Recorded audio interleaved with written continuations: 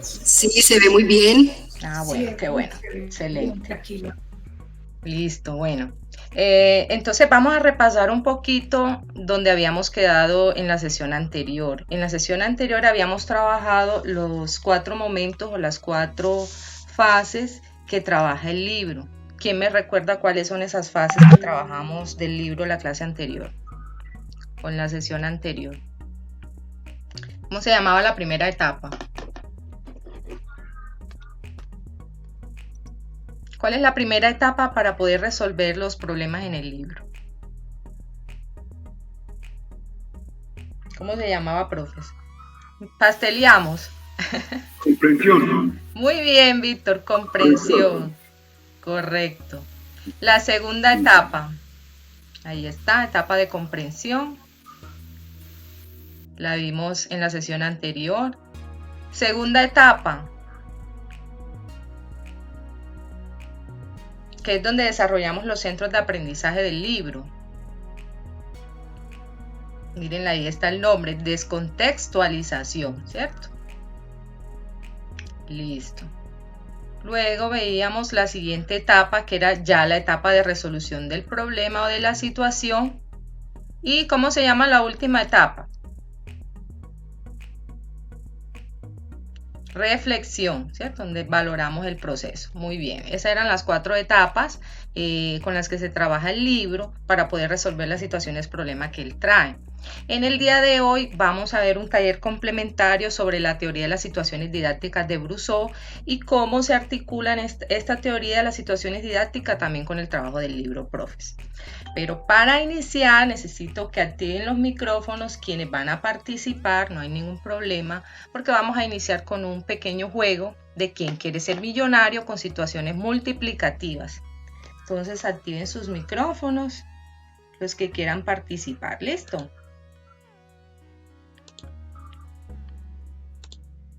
Bueno, vamos a cambiar aquí la diapositiva.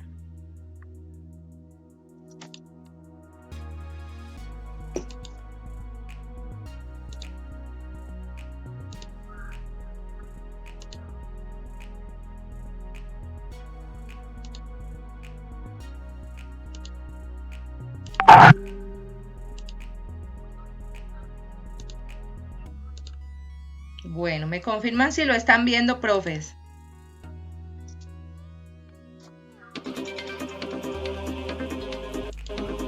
Apenas está empezando a abrir, ya se abrió él. Ah, bueno, perfecto, gracias, Amparito. Yo acá lo escucho con musiquita, además que ustedes allá no lo logran escuchar, pero no importa.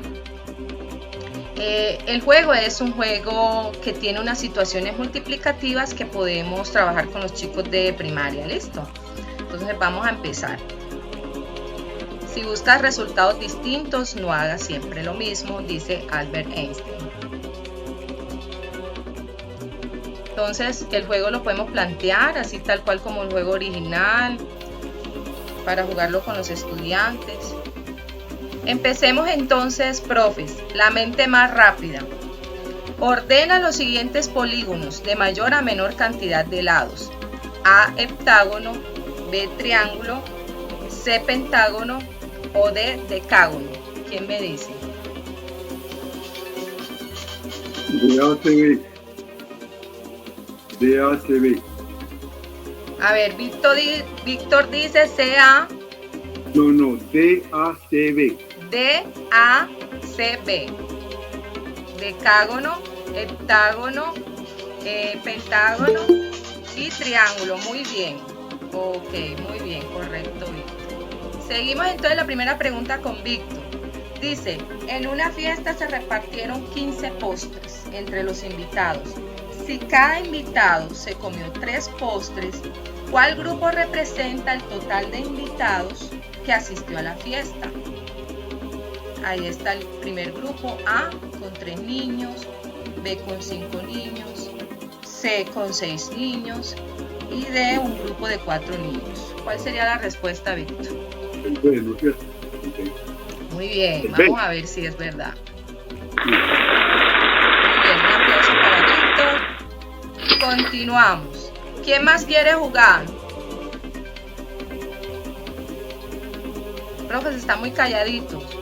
Decimos por nombre, ok. Dice, el problema dice, de lunes a jueves, Valeria deposita diariamente 3 monedas en su alcancía. ¿Cuántas monedas ha depositado Valeria durante estos 4 días? Entonces la A dice 3, la B dice 4, la C dice 7 y la D dice 12. ¿Quién me responde? La D. Muy bien, vamos a ver. ¿Quién me respondió? Sonia. Mónica. Mónica. Muy bien, Mónica. Siguiente pregunta, dice, en una embotelladora se empacan los jugos en canastas como se muestra en la figura. ¿Cuántas botellas contienen 3 canastas como estas? A8, B24, C72 o D27. Piensen muy bien, miren la figura. ¿Y cuántas botellas entonces tendrían 3 canastas como estas? ¿Quién me responde? Ay, de las gafas que no veo. Evelyn, 72. Muy bien, 72. Vamos a ver. Correcto.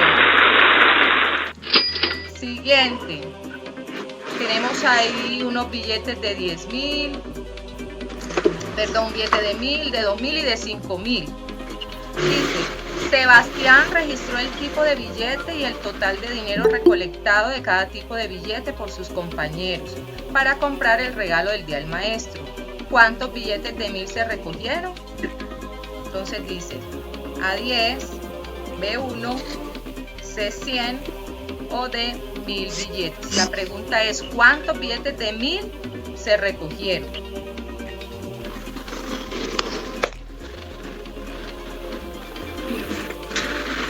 A ver, alguien que no haya participado.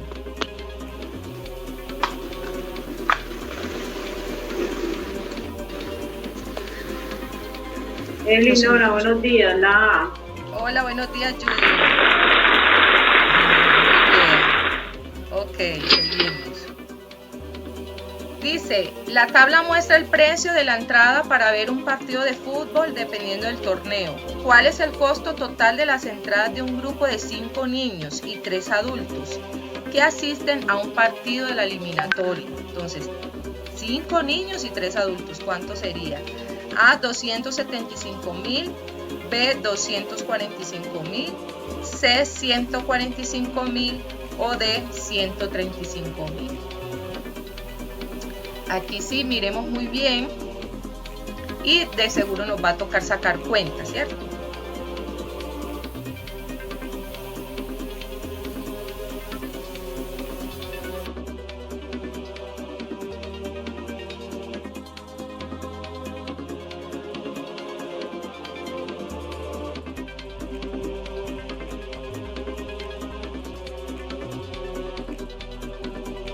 Bueno, entonces, según la tabla, ¿cuánto vale la entrada de niños a la eliminatoria? ¿Quién me responde? 25. 25.000, muy bien, Víctor. ¿Y la de los adultos a la eliminatoria? 40. Muy bien, 40.000. Según eso, entonces, ¿cuánto debo pagar por la entrada de 5 niños y 3 adultos? Pues no quiero eso, no quiero eso. Sí. ¿Cuánto sería?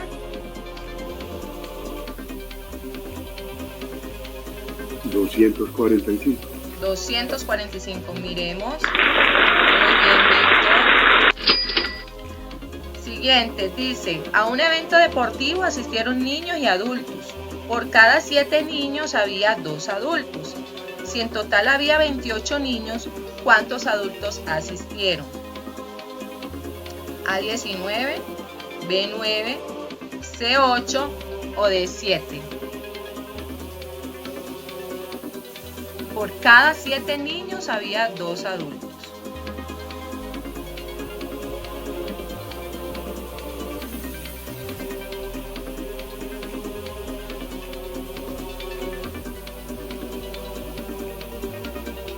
La C. Ujú. Amparito dice que la hace muy bien. Siguiente dice, una profesora organizó 6 grupos de 7 estudiantes para realizar una actividad recreativa. ¿Con cuál de las siguientes operaciones se puede determinar cuántos estudiantes participaron en la actividad? A, 7 más 7 más 7 más 7 más 7 más 7, o 1 más 2 más 3 más 4 más 5 más 6, 6 más 6 más 6 más 6 más 6 más 6, o 1 más 2 más 3 más 4 más 5 más 6 y más 7. 6 grupos de 7 estudiantes.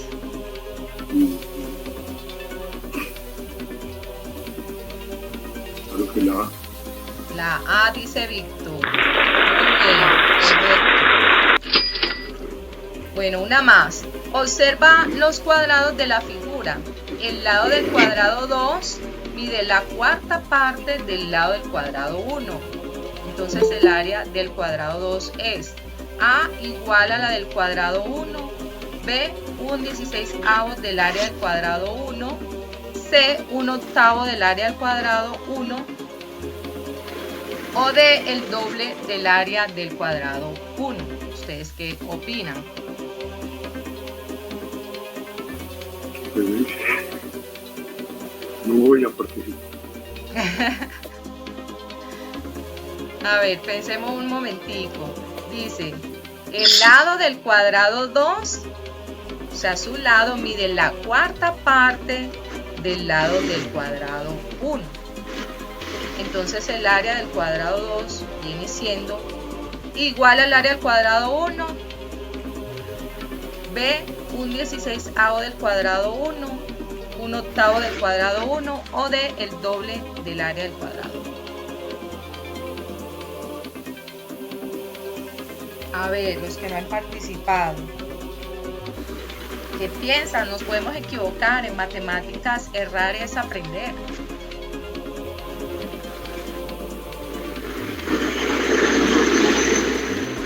¿Qué dice Víctor?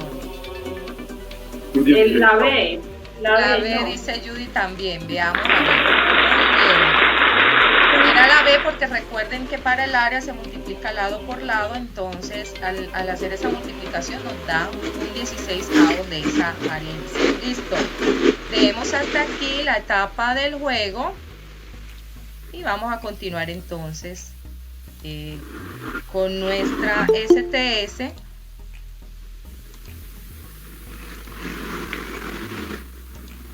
Bueno, ya han entrado más compañeros. Listo, terminamos el juego y continuamos acá. Bueno, entonces, como les decía, hoy vamos a trabajar un poquito sobre la teoría de las situaciones didácticas de Brousseau, las cuales nos las referencian en los lineamientos curriculares de matemáticas. Más adelante vamos a ver cuál es ese rol del docente y del estudiante que nos plantea Brousseau en esta teoría y cuáles son las relaciones con el conocimiento.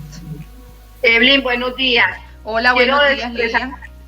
Mire, desde las 6:30 de la mañana estoy luchando para el ingreso. Con el link que tenía, luego el otro, ya este último porque Amparo me colaboró, pero he tenido dificultades desde el viernes para hacer ingreso, Evelyn. No, tranquila, Lilian, no hay problema. Sí. Lo que pasa es que primero pensé en enviarles el mismo ID del viernes, pero me acordé que algunos padres de familia habían entrado ese viernes también después de que nos reunimos, entonces lo mejor era cambiarlo, por eso se les cambió pues ya después, pero sí, tienes razón. Entonces, bueno, ya que estamos acá, continuamos, ¿listo? ¿Quién es Guy Brousseau? Guy Brousseau es un investigador y matemático francés que su aporte más importante es precisamente la teoría de las situaciones didácticas profes. Esta teoría de las situaciones didácticas se basa en la idea de que cada conocimiento o saber puede ser determinado por una situación. Su teoría se basa en las interacciones que se dan en el proceso de formación del conocimiento matemático. Hay dos tipos de interacciones básicas sobre las que se apoya su teoría. Primero, la interacción entre el alumno y el medio resistente, y segundo, la interacción entre el alumno y el docente a propósito de la interacción con ese medio resistente del mismo estudiante. Recordemos un poquito, cabe decirlo, lo que es la didáctica, ¿sí? Comenius, por ejemplo, la definía como el arte de enseñar. Heinz Gressel como las planificaciones enseñables y Brousseau la define como una nueva disciplina científica que estudia la comunicación de conocimientos y de sus transformaciones por medio de una epistemología experimental que intenta teorizar sobre la producción y circulación de los saberes. Entonces recordemos que ya la didáctica no trabaja solamente ese aspecto de la enseñanza de los conocimientos, sino que también se dedica al aprendizaje y a la forma en que el estudiante puede aprender las ciencias. Entonces, como la teoría de las situaciones didácticas nos define dos conceptos ahí, lo que es situación y lo que nos relaciona, lo que es situación y lo que es didáctica. ¿Qué es una situación? Cuando un sujeto se enfrenta a un medio del cual él extrae una información, hace una interacción con ese medio y al mismo tiempo el sujeto ejerce una acción sobre ese medio. Por ejemplo, en las preguntas que estábamos resolviendo ahorita de quién quiere ser millonario, ustedes se enfrentaban a esa situación, extraían una información y hacían una acción para poder encontrarle solución. La noción de situación para Brousseau corresponde a un modelo de interacción de un sujeto con cierto medio que determina a un conocimiento dado como el recurso del que dispone el sujeto para alcanzar o conservar este medio en un estado favorable. Entonces, como hablábamos al principio, ¿cuál sería el rol del estudiante y el rol del docente en esta teoría de las situaciones didácticas? El rol del estudiante tiene que ser reproducción por parte del alumno de una actividad científica. Exigiría que el estudiante entonces actúe, formule, pruebe, construya modelos, lenguajes, conceptos, teorías y que los intercambie con otros. Es decir, el rol del estudiante es un rol totalmente activo en el aprendizaje de las matemáticas. Y el rol del docente, para hacer posible semejante actividad, el profesor debe imaginar y proponer a los alumnos situaciones que puedan vivir y en las que los conocimientos van a aparecer como la solución óptima y descubrible en los problemas planteados. Debe simular en su clase una microsociedad científica. Cada conocimiento debe nacer de la adaptación a una situación específica, pues las probabilidades se crean en un contexto y en unas relaciones con el medio. Entonces fíjense que es muy importante que el mismo estudiante se enfrente a esas situaciones que el docente plantea con una intencionalidad pedagógica para que él pueda desarrollar sus habilidades y llegar a enfrentarse a ellas y a resolverlas. Entonces definimos lo que es la situación didáctica como una situación construida intencionalmente por el profesor o por el docente con el fin de hacer adquirir a los alumnos un saber determinado o en vías de constitución. La situación didáctica se planifica en base a actividades problematizadoras, cuya necesidad de ser resueltas o abordadas implica la emergencia del conocimiento matemático que da sentido a la clase, la que ocurre en el aula en un escenario llamado triángulo didáctico, cuyos lados indican los conjuntos de interacciones entre los tres protagonistas. Entonces aquí tenemos lo que se llama el sistema didáctico. En el medio didáctico, que sería lo que tenemos en el centro, alrededor de él tenemos al alumno o al estudiante, el saber matemático y al profesor. ¿Qué es el medio didáctico? Aparece como el conjunto de interacciones que se producen entre el saber, el alumno y el profesor, ¿sí? Entonces este sería el triángulo didáctico que nos define Brousseau en su teoría de las situaciones didácticas, es decir, que hay un saber matemático, que hay una relación entre el alumno con ese saber matemático y al mismo tiempo una relación entre el alumno y el docente también tiene una relación con ese saber matemático. ¿Qué es una situación adidáctica? O sea, dentro de esta teoría de las situaciones didácticas también vamos a hablar de las que son adidácticas. El desarrollo de una situación didáctica aparecen momentos denominados como situaciones adidácticas, que se caracterizan por el trabajo que realiza el alumno interactuando con el problema propuesto o bien discutiendo con sus compañeros acerca de este, es decir, cuando interactúa con el medio preparado por su mentor. El profesor debe procurar que el alumno se responsabilice por trabajar en él y si no llega a su solución al menos indique ciertas aproximaciones según los objetivos propuestos. Así, en estas situaciones adidácticas interesa observar cómo se las arregla el estudiante para resolver ese problema o esa situación. Entonces, tengamos muy claro que en toda la situación didáctica se interviene el docente, pero ya cuando hablamos de situación adidáctica es cuando el mismo estudiante, él solito, va a mirar y va a analizar cómo va a resolver ese problema o esa situación. ¿Qué conceptos relacionados tenemos en esta teoría? Lo que son los ejercicios, y estos conceptos debemos diferenciarlos o distinguirlos también unos de los otros. ¿Qué son los problemas? ¿Qué son las situaciones problemas? ¿Qué es la resolución de problemas en sí? ¿Y qué es la metodología de resolución de problemas que se nos plantean los lineamientos curriculares? ¿Ustedes qué diferencia creen que hay entre estos 5 conceptos que tenemos aquí en pantalla? Por ejemplo, ¿qué diferencia hay entre un ejercicio y un problema?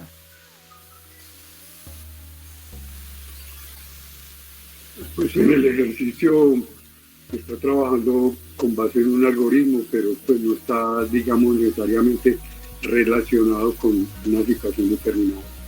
Ok, muy bien. En cambio, en el problema ya se nos ofrece un poquito más de resistencia, ¿cierto? Y nos toca analizar un poquito más la situación. ¿Y qué sería una situación problema? ¿Sí? Cuando hablamos entonces de resolución de problemas en sí. ¿Y qué sería la metodología de resolución de problemas que se nos plantean los lineamientos? Como decía Víctor, un ejercicio es cuando la resolución prevé que se tengan que utilizar reglas y procedimientos ya aprendidos. Lo que dice Víctor, algoritmos, aunque aún estén en vías de consolidación. Esos son ejercicios. Aunque no los hayamos aprendido totalmente, pero aquí es donde vamos a aplicar esas reglas y procedimientos matemáticos. Pero, ¿qué sería entonces ya un problema? Un problema es una tarea por lo que el individuo o el grupo que se confronta con este quiere o tiene la necesidad de hallar una solución. No existe un procedimiento inmediatamente accesible que garantice o determine en modo completo las soluciones. El individuo o grupo debe hacer un esfuerzo para hallar la solución, es decir, ya no sale con una simple aplicación de un algoritmo, sino que ya requiere confrontarse a ese problema y analizarlo muy bien para poder encontrarle una solución. Ahora, ¿qué sería una situación problema? Una situación problema es una situación de aprendizaje concebida de manera tal que los estudiantes no puedan resolver la cuestión por simple repetición o aplicación de conocimientos o competencias adquiridas, sino que se necesita la formulación de hipótesis. Entonces, cuando yo necesito formular mi hipótesis y buscar maneras de cómo tengo que solucionar o llegar a la solución de esa situación, entonces ahí estaríamos hablando de una situación problema. Es decir, que tiene las dos características, tanto de situación como de problema. Y la resolución de problemas es un proceso general de la actividad matemática, lo que hacemos diariamente con nuestros estudiantes cuando además de ejercicios los ponemos a resolver problemas. Eso sería un proceso general de la actividad matemática, la resolución de problemas. Suscitados por una situación problema, permiten desarrollar una actitud mental perseverante e inquisitiva, desplegar una serie de estrategias para resolverlos, encontrar resultados, verificar e interpretar lo razonable de ellos, modificar condiciones y originar otros problemas. Como objetivo general del área, o sea, como logro fundamental de toda la educación básica y media, es decir, siempre hay que trabajar la resolución de problemas en los diferentes niveles con los estudiantes.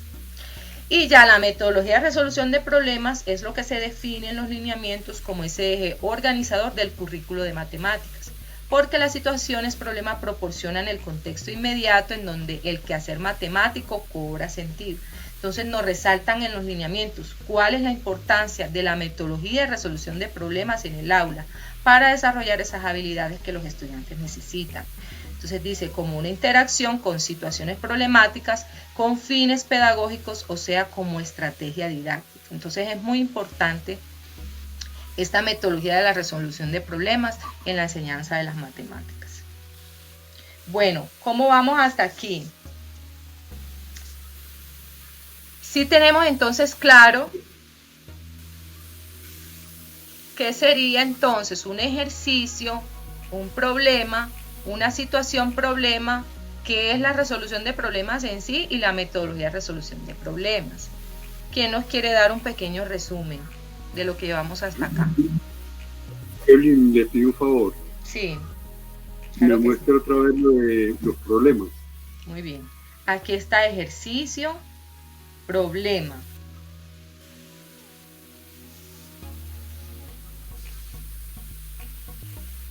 Esto es lo que es un problema.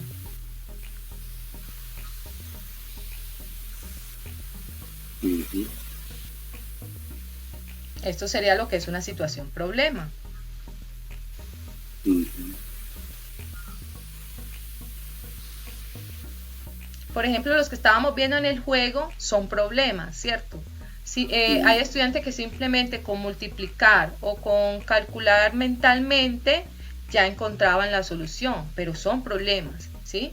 Porque de todas maneras, o sea, se confrontan a ellos y tienen que buscar cómo es la solución de ese planteamiento que me están haciendo. Pero ya una situación problema es un poquito más amplia, donde ya es una situación que necesariamente el estudiante tiene que plantearse hipótesis y mirar cómo la va a resolver, ¿cierto? Y tiene que poner en juego todas las competencias adquiridas. Y la resolución de problemas en sí es todo el proceso general que hacemos con ellos de resolver problemas diariamente en cada tema, digámoslo así, o en cada conocimiento que ellos van adquiriendo, que de todas maneras trabajar problemas que sean con el contexto de los estudiantes, que tengan que ver con su contexto. Y la metodología como tal es cuando nosotros como docentes tenemos en cuenta nuestra enseñanza y la planteamos así desde nuestros planes de estudio, de nuestras planeaciones, de que vamos a trabajar la metodología de resolución de problemas, ¿sí? O sea, es articular el currículo de matemáticas con lo de la resolución de problemas. Esa sería la metodología de resolución de problemas. Muy bien. Una vez hecho el resumen, muchas gracias, Víctor, vamos entonces a definir por último lo que son las situaciones de acción, de formulación, de verificación y de institucionalización, y cómo se relacionan con el libro de matemáticas. Sí, dígame, Víctor. Yo desde estar mirando las diapositivas, pues la presentación que mostraste el viernes, sí. Me quedé pensando en lo de la parte en la que se hace el trabajo de interacción entre los estudiantes, y ligando con lo que mencionabas ahora de las situaciones adidácticas, ya como eso, ¿no es cierto? Pienso yo, potenciando como la situación en la que estamos y considerando también el nivel de muchos de los padres que nosotros, pues con los que nosotros interactuamos, si se puede considerar como también como para esas situaciones adidácticas la participación de los padres, pues, y ahí sí pues tocaría hacerlo como con una intervención con ellos, que ellos comprendieran cómo es que es la cosa, pues, que no es ni regañando ni castigando al niño, no es cierta, pero buscando potenciar eso, porque por la dificultad que da en este momento de pensar en un trabajo interactivo entre los estudiantes. Claro que sí, y fíjate que de pronto teniendo claro eso, los padres pueden comprender también de que no hay que darles el método o la forma de cómo van a resolver el problema. Que aquí tienes que sumar, que aquí tienes que hacer esto. No, hay un momento que es la situación adidáctica donde el estudiante necesita enfrentarse por sí solo a esa situación o a ese problema que me están planteando.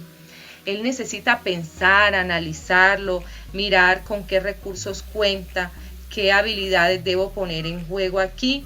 Y luego que él haga ese análisis, ya empezar a mirar si puede o no resolver el problema.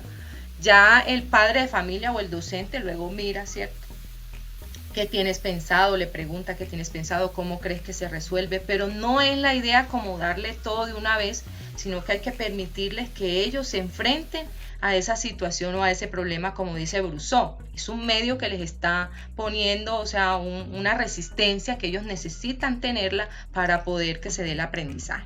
Entonces es muy importante lo que tú dices también trabajar un poquito eso con los padres de familia, que hay momentos donde el estudiante debe enfrentarse solo con las situaciones. ¿Cuándo puedo yo saber que necesita ayuda? Pues ya cuando yo lo veo que de pronto resolvió, hizo y no llegó a algo concreto, yo le pregunto, ¿tú crees que esa respuesta es la solución a lo que estábamos planteando? ¿Cierto? Es como mirar eso. Evelyn, sí. Porque también hay que ver que en este caso, ¿cómo nos vamos a dar cuenta de que el estudiante verdaderamente le hace falta algo para llegar a una resolución? Cuando él mismo se tiene que enfrentar, porque si todo lo damos, entonces lo llevamos a que él abstrate su manera de pensar, su idea, y ahí es donde él puede ir mecanizando, pero no porque él apunta a la necesidad del problema. Ahí sí en ciertos espacios hay que dejarlo que él se entre y ya cuando nos veamos la situación donde está pegado, ahí es donde entramos también a colaborarle a la resolución del problema. Exactamente, Lilia, muy bien. Sí, porque lo importante para resolver un problema no sería tanto la respuesta en sí, porque la respuesta al final la podemos verificar, ¿cierto? Y hacer el proceso de reflexión de si está bien o no. O sea, el proceso es muy importante, el proceso de cómo llego yo, de cómo concebí mi plan para resolverlo, cómo ejecuté cada cosa, cada tarea que me permitió llegar ya a esa solución. Entonces, el proceso de resolución de problemas es muy importante. Pensaba yo Sí. en el sentido de como no tenemos, como no existe la posibilidad para que los estudiantes estén interactuando con otros, plantearle a la familia esa situación de que se deben poner en el papel, no de decirle al muchacho la solución, sino de mirar cuál es la posibilidad, cómo concibe el niño la posible solución de lo que es. O sea, casi que, porque es que pensar en este momento, cuando yo vi la guía que está proponiéndose, a mí me parece que pues, el nudo está como en la parte de buscar interacción, digamos, en este momento como complicado. Sí. Entonces ya ahí era donde planteaba las cosas. Gracias, chao. Sí. Exacto. Bueno, muy bien. Entonces vamos a profundizar un poquito más en la teoría de las situaciones didácticas, definiendo ahora lo que es situación de acción, situación de formulación, de verificación y de institucionalización. En la situación de acción es donde el estudiante se va a enfrentar a la situación planteada, ¿sí? Por ejemplo, el docente plantea la situación como lo hablábamos ahorita, pero es él quien se va a enfrentar a la situación, quien la va a leer, quien va a analizar qué datos me dan, qué tengo, qué debo resolver. Entonces aquí el estudiante experimenta y descubre, ¿listo? Entonces, como observamos en este esquema, el sujeto se enfrenta a un medio donde él saca o extrae la información y ejerce una acción sobre ese medio y al mismo tiempo ese medio me ofrece una realimentación. Aquí tenemos un ejemplo entonces de lo que puede ser una situación de acción. Yo le propongo, por ejemplo, a los niños, puede ser de primero o de segundo grado, que me identifiquen aquí tipos de figuras. Por ejemplo, tipos de triángulos, que si hay rectángulos, ¿cierto? Entonces aquí hay una situación, problema con un dibujo que el niño debe leer por sí solo, analizar, mirar cómo puede encontrar esa solución, ¿cierto? Aquí dice, Juanita ha realizado un dibujo de su y de su familia utilizando figuras geométricas. Vea, Juanita. Luego de hacer el dibujo, su profesora le ha pedido que clasifique las figuras que ha utilizado en dicho dibujo según su forma y que determine qué cantidad utilizó de cada una de las figuras en la tabla, en una tabla. ¿Le ayudas a Juanita a lograr esta tarea? Entonces Juanita debe observar muy bien qué figuras hay para luego clasificarlas. ¿Cuándo sería una situación de formulación? Pues luego que el estudiante ya analiza la situación, entonces el docente pedirá luego que los estudiantes contabilicen en parejas la cantidad de triángulos que encontraron en la figura, la cantidad de rectángulos, de cuadrados y de círculos. En esta etapa se deben clasificar además y registrar en sus tablas cuántos triángulos encontrados serían isósceles, cuántos equiláteros, etcétera, ¿cierto? Hay que preguntarles qué criterios tuvieron en cuenta para lograr esos resultados. Entonces aquí, digámoslo así, entre pares, estudiante con estudiante, van a dialogar, van a compartir información y van a mirar cómo realizaron ese análisis de esa clasificación de las figuras. Entonces, como observamos aquí en el esquema, dos participantes o dos pares estudiantes colaboran entre sí para lograr el objetivo de verificar lo que ellos plantearon. Esa sería una situación de formulación. Entonces aquí los estudiantes retoman sus conocimientos y los reconstruyen, y lo más importante aquí sería comunicar y que ellos entre ellos mismos conjeturen. Situación de validación es donde el estudiante toma posiciones frente a los enunciados de sus pares. Es decir, si me parece bien o no lo que hizo mi compañero, o si más bien lo que yo hice es lo que está bien, o si él me ayudó a mirar, a observar algún error que yo tenía o algo que no había considerado. Lo más importante en las situaciones de validación es demostrar y comprobar lo que estoy diciendo. Si yo digo que encontré 4 triángulos equiláteros, ¿por qué? Aquí los demuestro, ¿cierto? Si encontré 3 isósceles, ¿por qué vienen siendo isósceles estos 3 que seleccioné de aquí? Entonces esas serían situaciones de validación, donde yo valido con mis pares y comparo resultados para mirar quién tiene la razón, demuestro y compruebo. Además, por ejemplo, aquí en esta etapa el docente puede orientar en el tablero la solución de la tabla para que ellos mismos pasen al tablero y validen y verifiquen si lo que encontraron está bien. O sea, se somete, digámoslo así, a una socialización de los resultados que se encontraron en la situación de formulación. Y las situaciones de institucionalización es: vamos a tratar o procurar de hacer una microsociedad científica de nuestra aula donde ya el docente valida y le da un estatus oficial al conocimiento. Entonces, por ejemplo, aquí el docente, en el ejemplo que estábamos viendo en las figuras, hace el cierre de la solución de la situación formalizando las respuestas y permitiendo que los estudiantes recuerden y conecten los aprendizajes clave sobre la clasificación de figuras en cuadriláteros, triángulos o figuras redondas. Además, se determina la solución correcta a la última pregunta acerca de cuál fue la figura favorita por Juana que ella utilizó en su dibujo. Entonces, aquí la idea es que el docente formaliza esos saberes. En el material PRES, ¿cómo observamos las situaciones?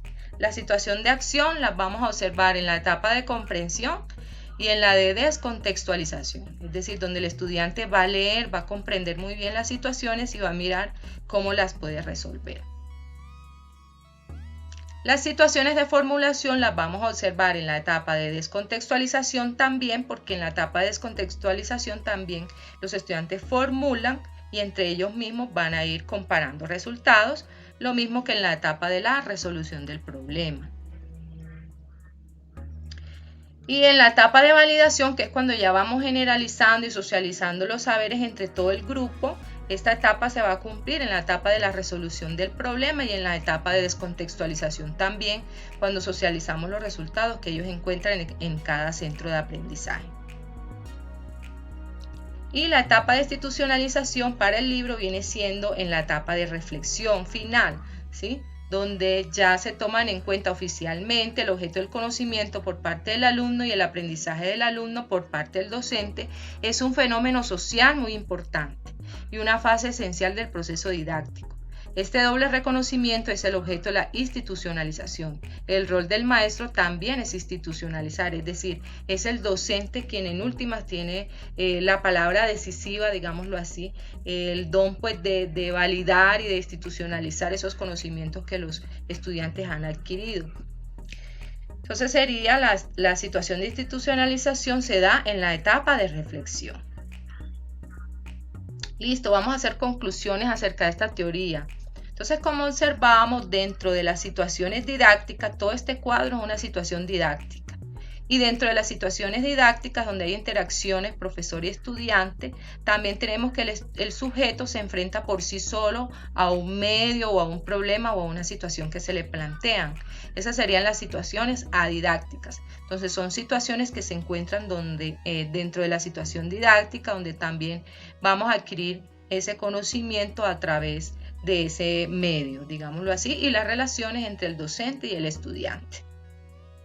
Entonces concluimos que la teoría de las situaciones didácticas de Brousseau permite, por una parte, analizar todas las acciones del docente y de los estudiantes en el aula y su relación con el conocimiento que se construye, y por otra, desarrollar ingeniería didáctica que fabrica situaciones específicas en los conocimientos que se quieren enseñar.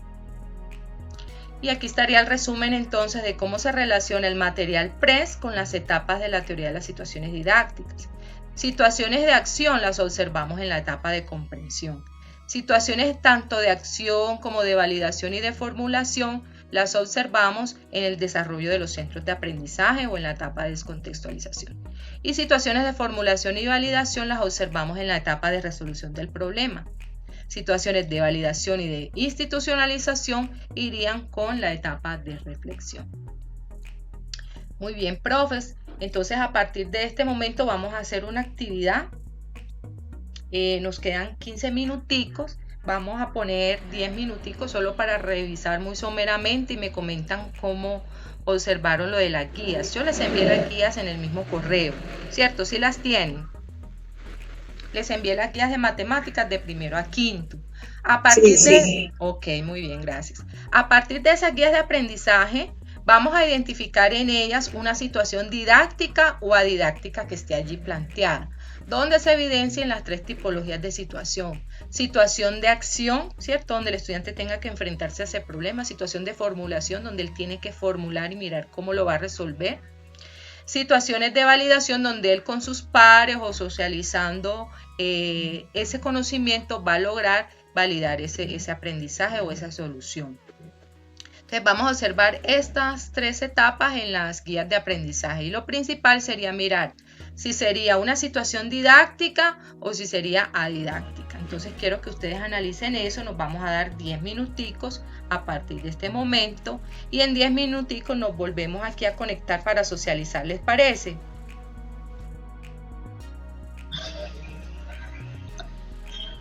Solución de problemas. Sí.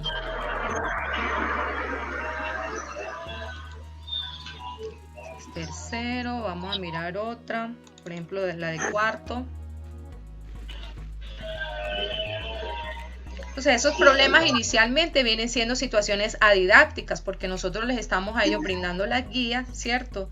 Y ellos tienen que analizar los problemas en casa a partir de los conocimientos que previamente han elaborado.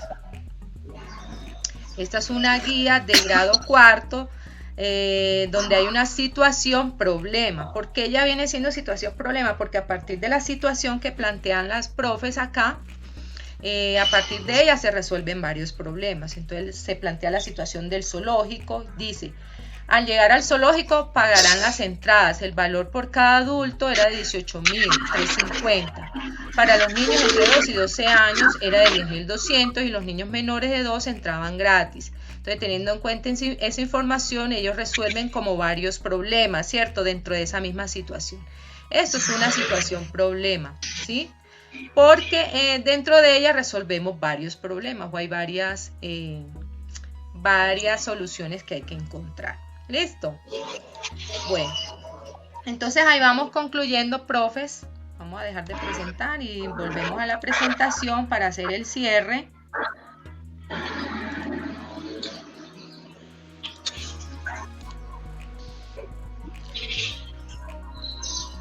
Bueno, entonces recuerden que es muy importante reconocer esas situaciones didácticas y adidácticas que les estamos planteando a los estudiantes, ¿sí? Y que dentro de ellas pueden haber situaciones de acción, de formulación y de validación hasta el momento. Y de institucionalización también se podrían hacer con el trabajo desde casa, como tal vez de pronto el profe ya al finalizar la guía graba unos pequeños videos o al finalizar una situación, problema que estén resolviendo, graba algunos videos con las participaciones de los estudiantes y valida si están bien o no esas soluciones. ¿Listo?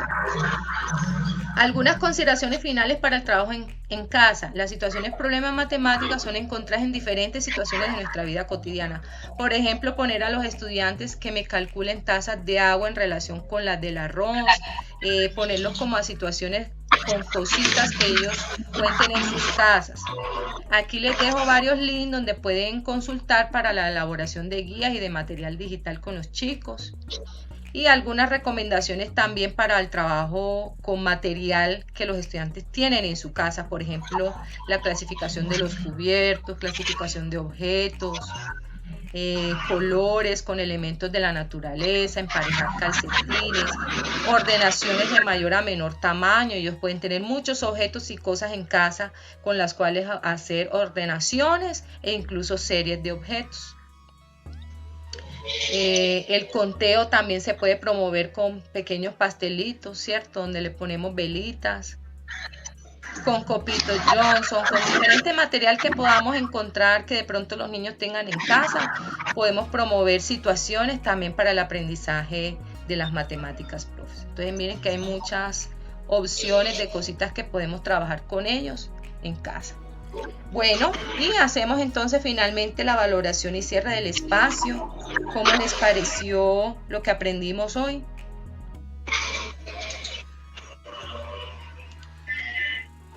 Alguien que nos quiera compartir cómo le pareció lo que aprendimos hoy. Sí, Evelyn.